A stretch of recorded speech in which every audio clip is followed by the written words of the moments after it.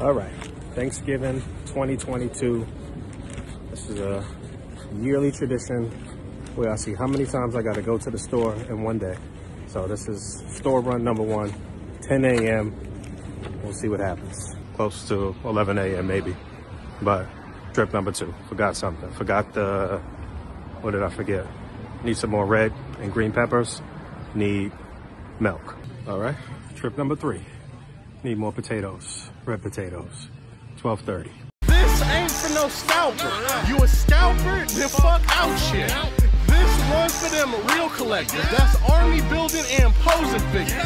Marvel Legends, imports, mini maybe I'm fucking with them. Hype beast, we know about you. Stay buying figs, don't know about you. Yes, sir. We're officially back at it. Boog Nice coming at you with a daily update. So happy Monday. I hope you guys had a great long 4-day weekend for most of you. Happy belated Thanksgiving. Hope your Thanksgiving was good. Mine was good. Definitely got to spend some time with the family. Made quite a few dishes myself, me and my lady, and added our dishes to whatever my parents made, and everybody got together at my parents' house. It was pretty nice. I have no pictures, but take my word for it. So the boys actually got together on Wednesday night to do the Articulated Comic Book Art Podcast. Hope you guys checked it out. I was all over the place and missed out, but it was really an opportunity for us to just get together, talk about displays and what's going on in the community, and really say what we're thankful for. I hope they did that.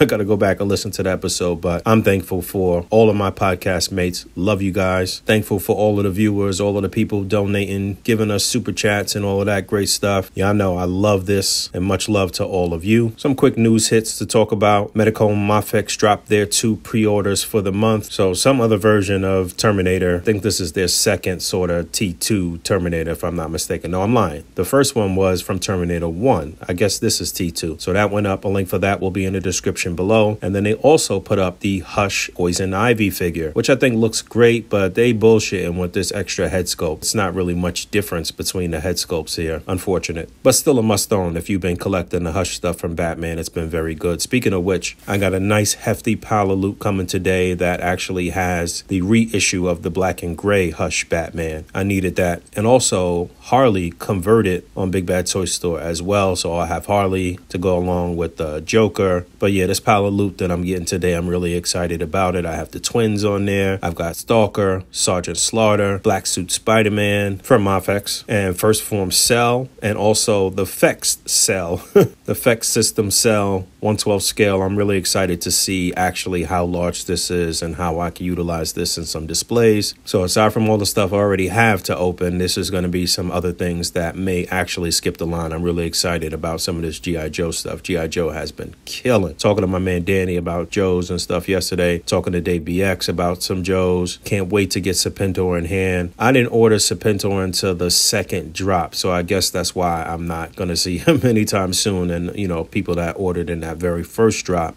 some of those people have been getting him in hand. But I should also have Dr. Mindbender today, so I should be getting 2 shipments. My Power Loop from BBTS, as well as a single shipment from Hasbro Pulse that features Dr. Mindbender. I saw E. Rivera post about the soft goods on Dr. Mindbender leaving some paint smudges, so that's unfortunate. Hopefully I'll be able to take to him with a little bit of alcohol maybe and just take that off. If that happens on my version, we'll see what happens. But other than that, I have been back on the table. I got quite a few things planned. I want to go through almost all of my dioramas and just kind of highlight some builders in the community. So first up, I had my kind of lab dio. I mean, I could use it for a couple of different things, but primarily it was supposed to be like a lab. Very vibrant colors on this particular dio. This is from BTDATDBS on Instagram. I actually have Sanctum Sanctorum from him that I kind of shot but really didn't, that I'll get to in this series of highlighting dioramas and stuff like that. But I did open the retro carded Beast figure here. Great. 2 head sculpts, 2 sets of hands, the soft goods lab coat, the beakers. Wonderful, wonderful upgrade from the Caliban Build-A-Figure Wave Beast that only came with the one sort of dynamic head sculpt. This guy photographs very nicely, as you can see. Bunch of props here, clean cropped and contained. You can see some BTS. You can see how massive this diorama is too. You know, the shot is pulled in pretty tightly here. Again, as always, set up through the viewer of of the camera. So that way I already have a clean crop that contains setup, foreground, background, everything is where it needs to be. Everything is placed for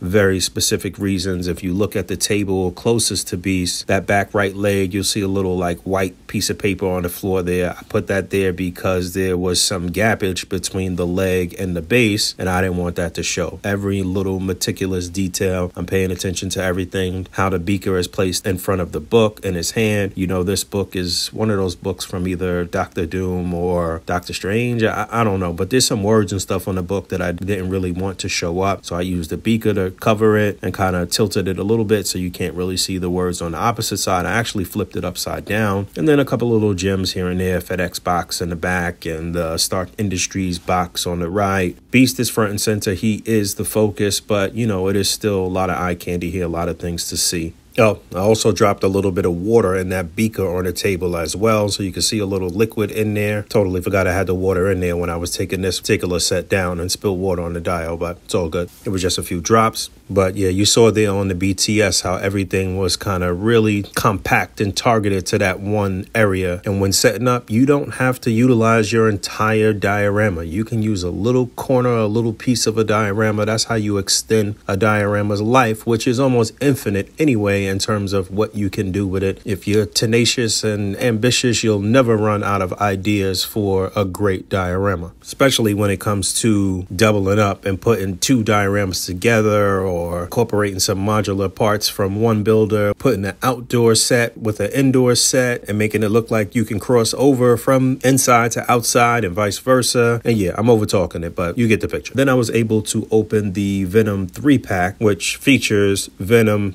Agony, and Riot. With the addition of Agony and Riot, you are able to complete the first 5 original symbiotes, which you see here surrounding Spider-Man. Again, another very vibrant, colorful shot here, utilizing that backdrop or utilizing this diorama to highlight the figures, to highlight Spider-Man. I'm shooting in portrait mode here, which usually ups the vibrancy and makes the colors pop. Either portrait mode or landscape, and you'll really get the colors to pop. In landscape, the colors may change quite a bit, but as always, I'm doing everything in camera, totally tangible. A lot of outdated bodies here, but I mean, just in terms of the color and just in terms of having a full display and a completed team, I really do like the way this came out. And like I said, Venom was a part of the set with Agony and Riot. You can see Venom here just kind of choking out Spider-Man alone. He is the star of this box set, in my opinion. This is the Hasbro Pulse sort of animated style Venom buck that they originally released that had the cell shading and stuff. Without all of that, with a new head sculpt, new hands, a lot of opportunities here to kit bash and try some different things. But this Venom is the Venom to own. This is our best comic-based Venom that we've got for Marvel Legends ever. No question about it. I think I want to get this set again. I think I want to try to catch this set on sale at Amazon before Christmas so I could double up and have another one of these Venoms. We'll see how that goes. And other Marvel Legends news, it's been confirmed that Paul Harding did the head sculpts for some of the upcoming Jim Lee costumed X-Men. I talked about that last week. I talked about them when they revealed Gambit. But yeah, he did the head sculpt for the single carded, retro carded Wolverine. He did the head sculpt for Gambit, and he did the head sculpt for Banshee. And all of these look great. Really excited to build this team. And other news, Mezco is starting to ship out a couple things. Constantine, I got charged for that. I guess that'll probably ship this week sometime. Also got charged for the Wave Runner, like that expansion pack for, what's my man's name? The Sea Dude, whatever. Even though that's not for me, that's actually for my boy Danny. I see the Odd Frog dudes put up the Kickstarter for their not Hell Charger. It was pictures of some other charger floating around, like a 3D printed charger or whatever. I didn't really like the shape, the design of that one.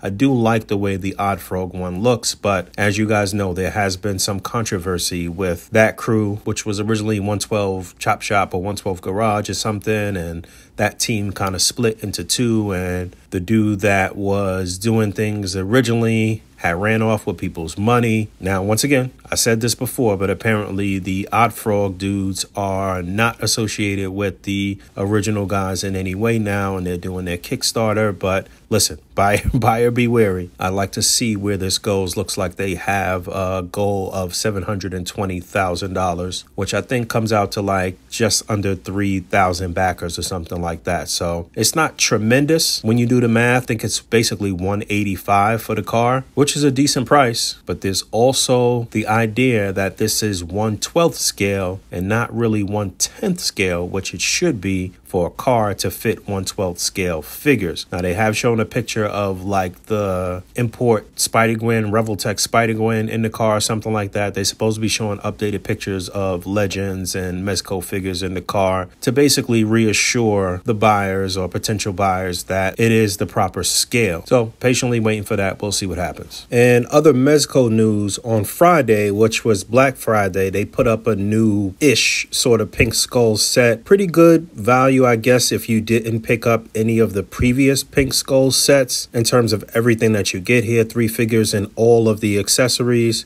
Me personally, I passed on this. I was mildly intrigued about the newest Pink Skull set that went up a couple months ago. But yeah, you know, I'm holding off. I want the licensed stuff from Mezco. I'm not really all in terms of all of these in-house products. But today, which is Cyber Monday, they put up a new Cuzin Eddi and Bella set. Bella, the dog, I guess that's Cuzin Eddi's dog, which looks like it's a repurposed recolor of the dog that came with John Wick. I do really like this colorway for the dog here. A lot of great accessories here. Cool clothing, but again, it's a pass for me personally. They want what seems to be the standard price now for Mezco figures, $95. As I record this, I do believe it's still available. It hasn't waitlisted just yet.